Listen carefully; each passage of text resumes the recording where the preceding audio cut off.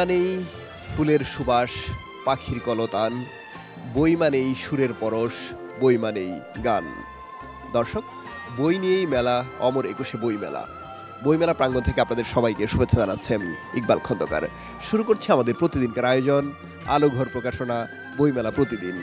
আশা করছি সবাই ভালো আছেন, আশা করছি সুস্থ আছেন, আশা করছি আগামী কিছুটা সময় আমাদের সঙ্গেই থাকবেন।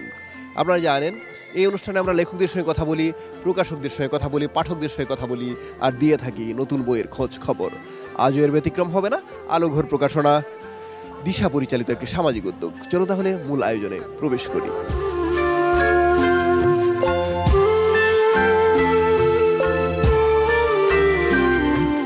দর্শক, আপনারা দেখছেন আলোঘর প্রকাশনা বইমেলা প্রতিদিন। অনুষ্ঠানে এই পর্যায়ে থাকছে আমাদের প্রতিদিনকার সেগমেন্ট আজকের আলোঘর প্রকাশনা। আপনারা জানেন এই সেগমেন্টে আমরা আলোঘরের নির্বাচিত বইয়ের সঙ্গে আপনাদের পরিচয় করিয়ে দিয়ে থাকি।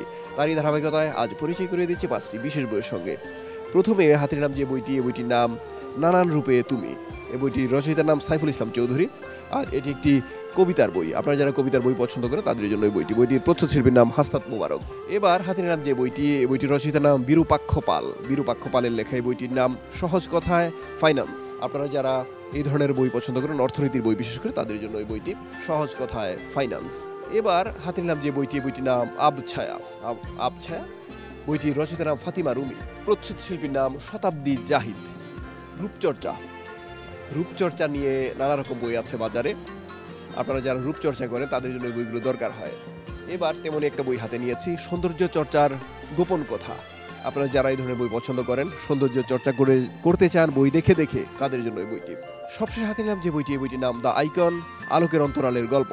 বইটির রচয়িতার নাম নাজমুল হুদা। আপনারা যারা আমাদের আইকনদের সম্পর্কে জানতে চান, তাদেরকে অনুসরণ করতে চান, তাদের জন্য এই বইটি। দর্শক, আজকের আলোঘর প্রকাশনা এই যে সেগমেন্টটা, এটা এখানে শেষ করছি, অর্থাৎ বই পরিচিতি। আরও অনেক আয়োজন আছে পুরো অনুষ্ঠান জুড়ে, চলুন সেগুলো দেখি।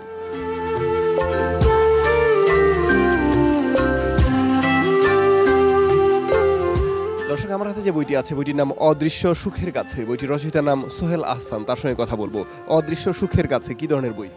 এটি একটি কাব্যগ্রন্থ, একক কাব্যগ্রন্থ। এটি প্রকাশ হয়েছে পলল প্রকাশনী থেকে। এখানে যে কবিতাগুলো স্থান পেয়েছে সেগুলা 2023 সালের প্রথম দিক থেকেই লেখা। আর কবিতার বিষয়বস্তু হিসেবে রয়েছে মানুষের জীবন। মানুষের জীবনে সব কিছুই থাকে, সুখ দুঃখ, আনন্দ বেদনা, প্রাপ্তি অপ্রাপ্তি। আপনি বলছিলেন যে আপনার একক কাব্যগ্রন্থ হিসেবে এটা প্রথম বই। এর আগে যৌথভাবে বের হয়েছিল, তার মানে আরও একজন কবি ছিলেন আপনার সঙ্গে প্রচ্ছদে, তার নামও ছিল, কিন্তু আপনার নামটা এখন বা এই বইয়ে এককভাবে। তার মানে দায়িত্বটাও আপনার একার ঘাড়ে, অথবা জনপ্রিয়তা, পাঠকপ্রিয়তা অথবা পাঠকের অপছন্দ সব এককভাবে আপনার উপরে পড়বে। এই বিষয়টা, এই দায়িত্ববোধটা কিভাবে দেখেন আপনি একজন কবি হিসাবে? আসলে এককভাবে বই প্রকাশ করার সামর্থ্য বা কবিতার সংখ্যার বিচারে যদি বলেন, সেটা আগে থেকেই ছিল। তো তখন আসলে আমার সহকবি যিনি ওই বইয়ের, তারও আসলে কবিতার সংখ্যা হিসেবে তারও এককভাবে প্রকাশ করার একটা সক্ষমতা ছিল, কিন্তু একটা টেকনিক্যাল কারণে আসলে বইটি যৌথ হয়ে গিয়েছিল।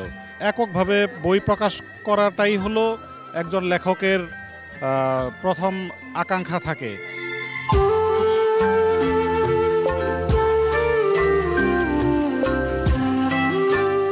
দর্শক, আমি এখন অবস্থান করছি আলোঘর প্রকাশনার 508, 509, 510 নম্বর স্টলে। কথা বলছি একজন লেখকের সঙ্গে যার নাম সাইফুল ইসলাম চৌধুরী। তার লেখা বই আছে আমার সামনে, 5টি বই। এই বইগুলো নিয়ে কথা বলবো। কেমন আছেন আপনি? আলহামদুলিল্লাহ, ভালো থাকতেই হবে। এটা ভালো না থাকলে তো বয়স নিয়ে পারা যাবে না। বই নিয়ে কথা বলি। আমার হাতে যে 5টি বই আছে তার লেখা। একটি বইয়ের নাম অনুকবিতার ঝাঁপি, অন্যটির নাম নানান রূপে তুমি, আরেকটির নাম স্মৃতির মনোজগৎ, আরেকটির নাম স্মৃতির বিড়ম্বনা, আর শেষ বইটির নাম কখনো বলো না যাই। এই বইটির মধ্যে 3টি বই অন্যান্য জায়গা থেকে প্রকাশিত, আর 2টি বই আলোঘর প্রকাশনা থেকে প্রকাশিত। আলোঘর প্রকাশনা থেকে প্রকাশিত নানান রূপে তুমি এবং অনুকবিতার ঝাঁপি। এই বই দুটি নিয়ে একটু শুনবো। নামই বোঝা যাচ্ছে ছোট ছোট কবিতা। এটা 2 লাইন, 3 লাইন, 4 লাইন, খুব বেশি হলে 5 লাইনের কবিতা। আর আমার এই অনুকবিতা ঝাঁপির মধ্যে যেটা আছে, আপনি কাউকে শুভেচ্ছা বাণী জানানোর জন্য শুভেচ্ছা বার্তা আছে, জন্মদিন হোক, বৈশাখ হোক, তারপরে ইংরেজি নববর্ষ হোক, আপনার এই যে বিভিন্ন দিবস আছে, নারী দিবস, মা দিবস, এইসব দিবস ভিত্তিকও কিছু আছে, আপনি আপনার পরিচিতজনকে পাঠাতে পারবেন, প্রিয়জনকে পাঠাতে পারবেন। বিষয়বস্তু নির্বাচন একটা কবিতার, তখন পাঠকের একটা ব্যাপার মাথায় থাকে যে কোন বয়সের পাঠক সেটা গ্রহণ করবে অথবা কোন বয়সের পাঠক সেটা গ্রহণ করবে না। আপনি কি পাঠকদের মাথায় রাখেন, টার্গেট একটা পাঠক শ্রেণী আছে আপনার নাকি সবার জন্য? আমি আসলে পাঠক কীভাবে নিল সেটা পাঠকের দায়। আমার দায় হচ্ছে আমার ভাবনাকে আমি প্রকাশ করব, আমি এই দায়টা মাথায় নিয়ে নিয়েছি। আমার যেটা ভাবনা, এই ভাবনাটা আরেকজনেরও পছন্দ হতে পারে, সবার পছন্দ হবে তা না, কিন্তু সবাই ভাবনাটাকে নিবে আমার মতো করে তা না। আমার ভাবনাটা আরেকজন পড়ে একজন নিয়ে নিবে, হ্যাঁ তাকে পছন্দ হবে, সে এটা পড়লো, কবিতার ভিতরে ঢুকলো, হ্যাঁ, এবং কবিতার ভিতরে ঢুকে সে কবিতার রস আস্বাদন করলো। তো রস আস্বাদনের দায়িত্ব পাঠকের, এটা নিয়ে আমি মাথা ঘামাতে চাই না। কবিতা নিয়ে কাজ করা, দীর্ঘদিন ধরে কাজ করা, আমরা দেখি বা আমরা শুনি যে কবিতার পাঠক নেই, এরকম আমরা একটা নেতিবাচক কথাবার্তা শুনি, কিন্তু আপনার এতগুলি কবিতার বই কিন্তু প্রকাশ আমাদের কাছে প্রমাণ করে যে কবিতার পাঠক আছে। আপনি কি মনে করেন? আছে, কিন্তু নেও বলতে পারেন। কারণ বলতে পারেন যে আপনি যদি দেখেন আগে একটা সময় যখন মেলা আরও অনেক পিছনে যদি চলে যায়, কতগুলো স্টল থাকতো, কয়জন লেখকের লেখা বেরোতো। এখন কিন্তু অনেক স্টল, কোথাও না কোথাও বিক্রি হচ্ছে। অনেক ধন্যবাদ আপনাকে, আপনার বইগুলোর জন্য শুভকামনা, ভালো থাকবেন। আপনিও ভালো থাকুন, জিটিভি এগিয়ে যাক, বাংলা সংস্কৃতিকে লালন করুক বাঙালির মাঝে, বাংলাদেশে।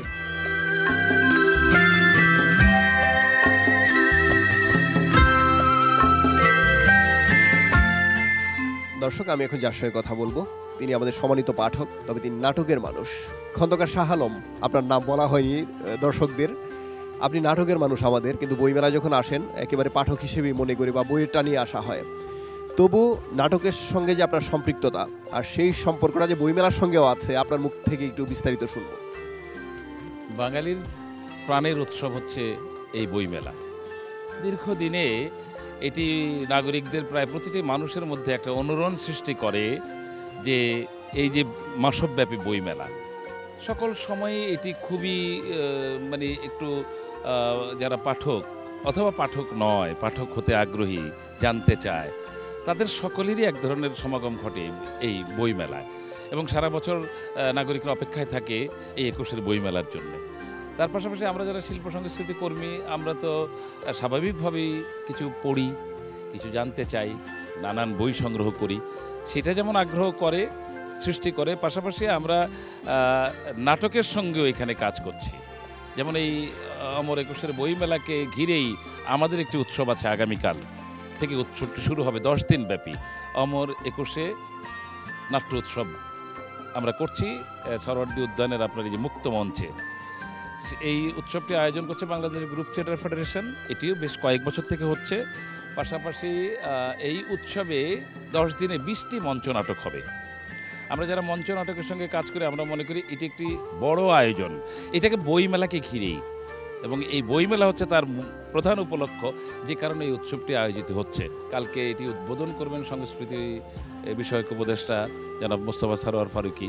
শিল্পকলা একাডেমি এবং বাংলাদেশ গ্রুপ থিয়েটার ফেডারেশন এটি যৌথভাবে আয়োজন করছে।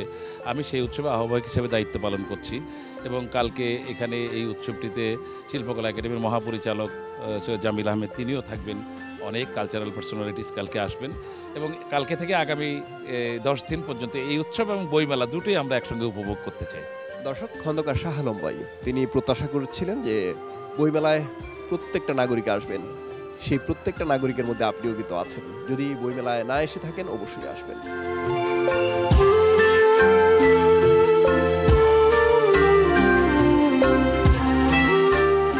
দর্শক, আমি এখন যার সঙ্গে কথা বলবো তার নাম তপন হাফিজ, তিনি নাটকের মানুষ, তবে বইমেলায় তিনি পাঠক। কেমন আছেন আপনি? ভালো আছি, আপনি কেমন আছেন?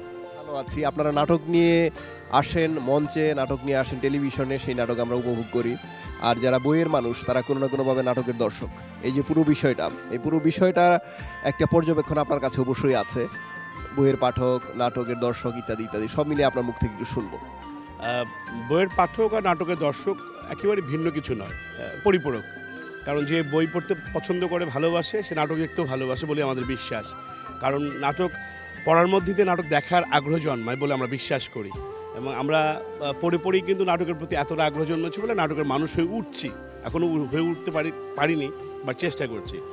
আর এই বইমেলাটিতে এমন একটি জায়গা বা এমন একটি প্রাণের সঞ্চার তৈরি হয় যেখানটাতে সারা বছর পাঠকরা এবং নাটকের দর্শকরা সবাই মিলেই বোধ অপেক্ষা করি আমরা যে কবে বইমেলা শুরু হবে এবং এই আনন্দটা আমরা উপভোগ করব। আপনার কাছে যদি জানতে চাই, আপনার নিজস্ব একটা পছন্দ আছে বইয়ের ক্ষেত্রে, বিশেষ করে আপনার কি ধরনের বই পছন্দ? আমি বিশেষ করে যে সমস্ত বইগুলো আমাদেরকে মানে পরবর্তী প্রজন্মকে জ্ঞানী করে তুলবে বা ভবিষ্যৎ স্বপ্ন দেখায়, বা যে বইগুলোর মধ্যে দিয়ে আমাদের আদর্শিক জায়গাগুলো অনেক বেশি শক্তিমান থাকে, ওই বইগুলো আমার বেশি পছন্দ। আমার মনে হয় মানুষের প্রথম দায়িত্ব হচ্ছে নৈতিক এবং আদর্শিক জায়গা থেকে পরবর্তী জেনারেশনকে তৈরি করা, তাতে করে দেশ এবং জাতি অনেক সমৃদ্ধ হয়ে থাকবে। অনেক ধন্যবাদ আপনাকে, বইমেলায় এসেছেন, আপনি আমাদের বইয়ের কাছাকাছি আসেন, এটা আমাদের জন্য আনন্দের বিষয়। শুভকামনা আপনাদের জন্য শুভকামনা রইল। আমরা আশা করব প্রতিদিনের মতো গাজী টেলিভিশনের সঙ্গে সবাই থাকবে এবং বইমেলার সঙ্গে সবাই থাকবে। ভালো থাকবেন, মানুষ সুস্থ।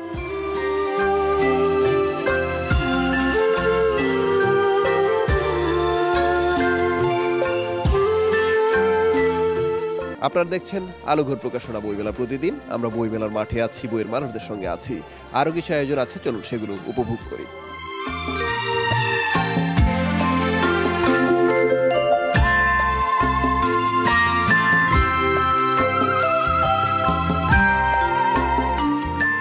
দর্শক, আমার হাতে যে বইটি আছে, বইটির নাম আক্ষেপ। বইটির রচয়িতার নাম রায়ান জহির, তার সঙ্গে কথা বলবো। আক্ষেপ কি ধরনের বই? আক্ষেপ একটি গল্পগ্রন্থ, ছোট গল্পের বই। কয়টা গল্প আছে এই বইয়ে? এই বইয়ে 14টা গল্প আছে। 14টা গল্প কি 14 রকম, নাকি একই ধরনের বেশ কয়টা আছে? না, 14টা গল্পই একদম একেবারেই ভিন্ন ধর্মী। আমি বলতে পারি 14টা গল্প একদম 14 রকম আর কি। এটা খুব সচেতনভাবেই লেখা, নাকি লিখতে লিখতে চলে এসেছে ভিন্ন ভিন্ন গল্প? না, প্রত্যেকটা লেখার প্রেক্ষাপট আলাদা এবং প্রত্যেকটা সচেতনভাবেই আমি লিখেছি, যেন পাঠক বৈচিত্র্যময় স্বাদ পায়। একটা উপন্যাসে কিন্তু একটা ধারাবাহিকতা রক্ষা করা লাগে বা একটা নির্দিষ্ট মেসেজ নিয়ে আগাতে হয়, কিন্তু ছোট গল্পের ক্ষেত্রে এই সুযোগটা আমাদের আছে যে প্রত্যেকটা গল্পে আমরা আলাদা করে একটা মেসেজ দিতে পারি। আপনি যে মেসেজটা দিচ্ছেন, পাঠক সেটা ভালোভাবে গ্রহণ করছে কিনা? এই আক্ষেপ বইটা মানে এর ক্ষেত্রে আমি বলছি এটা সচেতন পাঠকের জন্য একটা বই। কারণ হচ্ছে মেসেজটা কিন্তু আমরা আসলে উপদেশটা আমরা কম গ্রহণ করতে চাই, মানে আমরা পার্সোনালি উপদেশ পাওয়াটা পছন্দ কম করি। এই জন্য লেখকরা হচ্ছে বিভিন্ন আঙ্গিকে একটা গল্পের বর্ণনা করে, হ্যাঁ, ওইখান থেকে হচ্ছে সচেতন পাঠকরা একটা মেসেজ গ্রহণ করে। হ্যাঁ, তো মেসেজটাকে আমি এভাবে বলি, এটা হচ্ছে অনেকটা অন্তর্বাসের মতো, হয়তো সরাসরি দেখা যায় না, অনুভব করা যায়। তো সচেতন পাঠকরা এখান থেকে অনায়াসে নিজেই মেসেজ নিবে বলে আমি মনে করছি, আমি কাউকে উপদেশ দিচ্ছি না। রায়ান জহিরের লেখা এই বইটি প্রকাশ করেছে প্রকাশনা প্রতিষ্ঠান পুঁথি প্রকাশ। আপনারা সংগ্রহ করতে পারেন, তার ছোট গল্প সম্পর্কে জানতে পারেন।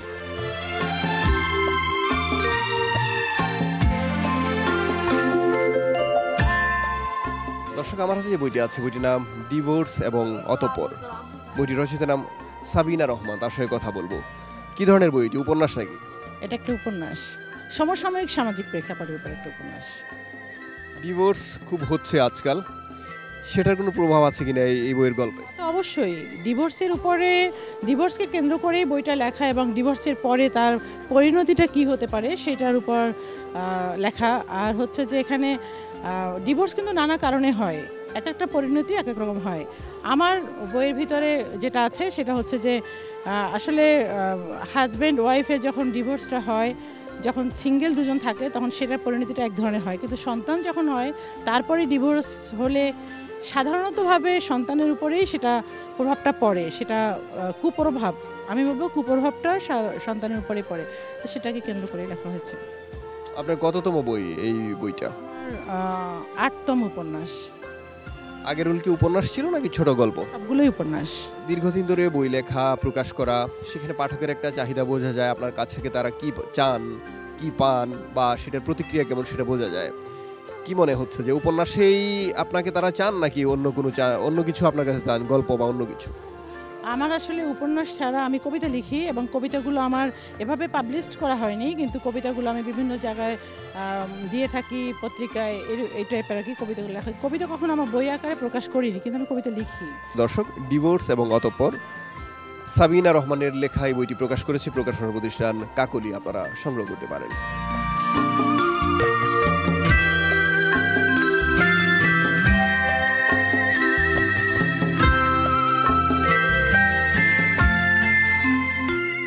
দর্শক, আমার হাতে যে বইটি আছে বইটির নাম স্মৃতির ঝরা পাতা। বইটির রচয়িতার নাম দেওয়ান সালাউদ্দিন বাবু। তার সঙ্গে কথা বলবো। কেমন আছেন আপনি? ভালো আছি। বইমেলায় তো লেখকদের ভালোই পাই, আমরা ভালোভাবেই পাই। তো আপনার নতুন বই আমার হাতে, এই বইটা সম্পর্কে আপনার মুখ থেকে একটু শুনবো। স্মৃতির ঝরা পাতা কি ধরনের বই? এটা একটা আত্মজীবনীমূলক বই, এবং আত্মজীবনী বলতে আমরা যা বলি যে নিজের কথা, নিজের জীবনের ঘটনা।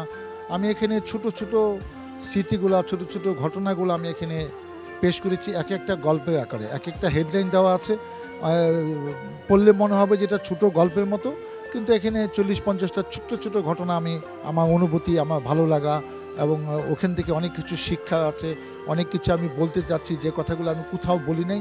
এই বইতে আমি সেগুলা তুলে ধরেছি, আমার জীবনের কথা এবং আমার আশেপাশে যে ঘটনাগুলো আমার সামনে ঘটেছে সেগুলো রাজনৈতিক, সামাজিক, পারিবারিক সব কিছু এখানে তুলে আনার চেষ্টা করেছি। আত্মজীবনী তো একটা সময় গিয়ে প্রত্যেকেই লেখেন, যারা লিখতে জানেন তারা লেখেন। আপনার কি ইচ্ছে যে এই যে ছোট ছোট আকারে তুলে ধরা, এখন এটাকে বিশদ আকারে একটা সময় তুলে ধরবেন এবং আত্মজীবনী আপনার কাছ থেকে পাবো? হ্যাঁ, আমার আত্মজীবনী 2021 সালে বেরিয়ে গেছে, এক জীবনে আমি, একটা মোটা বই, তো সেটা আমি লিখে ফেলেছি। কিন্তু একটি বইতে জীবনের সব গল্প, সব কথা বলা যায় না। তো কিছু কিছু অব্যক্ত কথা থাকে যেটা আমি তোলা প্রয়োজন মনে করি নাই, কিংবা ওই বইতে আনতে গেলে বইটা কলরব আস্তে আস্তে বেড়ে যাবে। তো সেইটা ওখানে বাদ রেখে বাকিটা যেটা মাথায় ছিল এখানে এটা অল্প অল্প করে আমি ঝেড়ে দিয়েছি। আমার আত্মজীবনী 2021 সালে বেরিয়ে গেছে, এক জীবনে আমি, এই স্টলে আছে। এটা আমার স্মৃতিকথা, আরও ছোট্ট ছোট্ট ঘটনা আছে যেটা বইয়ের মধ্যে আমি দিতে পারি নাই, সেটা এখানে সন্নিবেশিত করেছি। আপনার যে লেখক পরিচিতি, এখানে দেখা যাচ্ছে যে দেশ ভ্রমণ এবং বই পড়া আপনার শখ। একজন লেখক যখন পড়েন কিংবা যিনি লিখবেন তিনি যখন পড়েন বা দেশ ভ্রমণ করেন, সে দুইটা বিষয়ের মধ্যে লেখার অনেক উপকরণ থাকে। আপনি ভ্রমণে গেলেও সেখানে লেখার উপকরণ পান, আর বই পড়তে গেলেও অনেক আইডিয়া মাথায় আসে। সেখান থেকে কতটা আইডিয়া আপনি সংগ্রহ করেন লেখার সময়?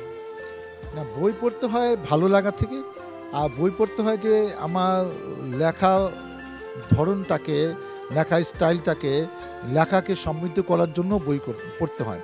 আর একটা হলো যে আমার ভ্রমণ, আমার অনেক 92 সাল থেকে আমি 30টা দেশের শত শত শহরে গিয়েছি। তো ভ্রমণ করতে আমার ভালো লাগে, এবং প্রতি বছরই আমার 2 ছেলেই বাইরে, একজন ইংল্যান্ডে থেকে, আমেরিকা থাকে। তো আমরা বিভিন্ন সময় বিভিন্ন দেশ ভ্রমণ করলে ওই জিনিসটা আমার লিখতে খুব ভালো লাগে যে আমি ভ্রমণ করেছি, কিন্তু আমি গতানুগতিক লিখি না। ওখানে আমি এমন কিছু লেখা লিখি, কেউ যদি ওই দেশে না যেয়ে থাকে তা মনে হবে যে এই দেশটা ভ্রমণ করলে আমি অনেক কিছু জানতে পারবো, শিখতে পারবো। এবং আমার ভ্রমণ বইগুলো আমি লিখে যাচ্ছি। আমার 8-10টা ভ্রমণ বই ইতিমধ্যে বেরিয়ে গিয়েছে। আগামীতেও ইচ্ছা আছে যে আমি কোনো নতুন দেশ ভ্রমণ করলে এসে খুব তাড়াতাড়ি ওইটা লিখে ফেলি, এই কারণে যে আসলে কয়েক বছর পরে অনেক স্মৃতি মনে নাও থাকতে পারে। তো আমি সেই ভ্রমণ বই আমার খুব পছন্দ, আমি সেই ধারা এখনও অব্যাহত রেখেছি, এবং আমি মনে করি পাঠকরা এই বইগুলো পড়লে ভালো লাগবে। তাতে উপকার কী হবে, কি জানতে পারবে সেটা বড় ব্যাপার না, কিন্তু তা ভালো লাগবে এটা আমি বলতে পারি ইনশাল্লাহ।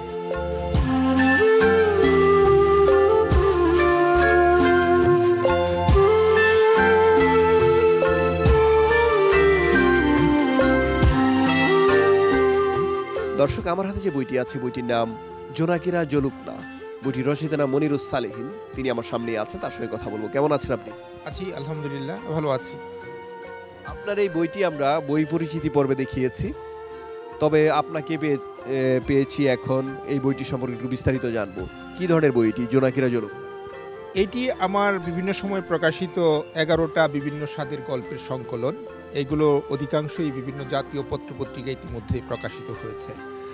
আপনি জানেন গল্পে জীবন থাকে, জীবনের বহুমাত্রিকতা, নস্টালজিয়া, প্রেম, অপ্রেম, ভালোবাসা, মানুষের সম্পর্কের অন্ধিসন্ধি, এগুলো নিয়েই এই গল্পগুলো, সেগুলোরই একটি সংকলন এটা। যে গল্পগুলি প্রকাশিত সেগুলো সম্পর্কে কেমন প্রতিক্রিয়া ছিল পাঠকের? আমাদের পাঠকের প্রতিক্রিয়া আসলে খুব বেশি জানা যায় না, কিন্তু এই এখন যে সামাজিক যোগাযোগের যে বিষয়গুলো আছে, এই গল্পগুলোই যদি সামাজিক যোগাযোগ মাধ্যমে দেওয়া যায়, যেমন আমি যদি আমার পেজে পোস্ট করি, তাতে দেখা যায় অত্যন্ত পজিটিভ, ইতিবাচক সারাই লোকজন দিয়েছে। তারা বলেছে যে এখানে জীবন বা বাস্তবতা খুব সুন্দরভাবে উঠে এসেছে। এটার গল্পকারের শৈল্পিকতা, তার গল্প বলার স্টাইল, গদ্যের প্রবাহমানতা, এগুলোও আছে। অর্থাৎ সামগ্রিকভাবে খুব পজিটিভ ফিডব্যাক পাওয়া গেছে, অন্তত আমার গল্পের বিষয়টা আমি বলতে পারি। এই বইটি ছাড়া আপনার আর কি লেখালেখি আছে? আমার এখন পর্যন্ত প্রকাশিত বইয়ের সংখ্যা 13। আমি মূল লেখালেখি শুরু করেছিলাম ইউনিভার্সিটি জীবন থেকেই, সেই 1991। তখন আমার প্রথম বই ছিল একটা প্রবন্ধ ইংরেজি সাহিত্যের উপর, সেটি ছিল বেকেটের দুঃস্বপ্নের পৃথিবী এবং অন্যান্য প্রবন্ধ। তারপর আমি মূলত গদ্য লেখক, বিভিন্ন ধরনের লেখাই লিখেছি, কিন্তু কিছুটা জার্নাল ধর্মী অনেকগুলো লেখা বেরিয়েছে। এছাড়া আমার গল্প গ্রন্থ আছে, আরও আমার একটা উপন্যাস আছে, একটা কাব্যগ্রন্থ আছে। এবারের বইমেলাতেও 2টা অনুবাদ গ্রন্থ বেরোচ্ছে। একটা কাহালিল জিবরান, আমার একজন প্রিয় লেখক, তার কিছু লেখার অনুবাদ একটা ভূমিকা সহ করেছি।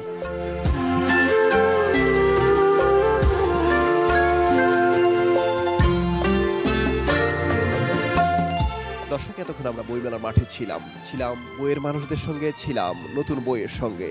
আজকের মতো শেষ করব অনুষ্ঠান। আগামীকাল ঠিক এই সময়ে আবার হাজির হয়ে যাব আমি, ইকবাল খন্দকার, আর শুরু হয়ে যাবে এই আয়োজন আলোঘর প্রকাশনা বইমেলা প্রতিদিন। সেই পর্যন্ত সবাই ভালো থাকবেন, সুস্থ থাকবেন। আমাদের এই অনুষ্ঠানটি পুনঃপ্রচার হয় রাত 12:30টায়, আর প্রচারিত পর্বগুলো দেখা যায় জিটিভির ইউটিউব চ্যানেলে। সবাই দেখবেন। আলোঘর দিশা পরিচালিত একটি সামাজিক উদ্যোগ, আর উপস্থাপকের পোশাক সৌজন্য বালুচর। সবার জন্য শুভকামনা। আল্লাহ হাফেজ।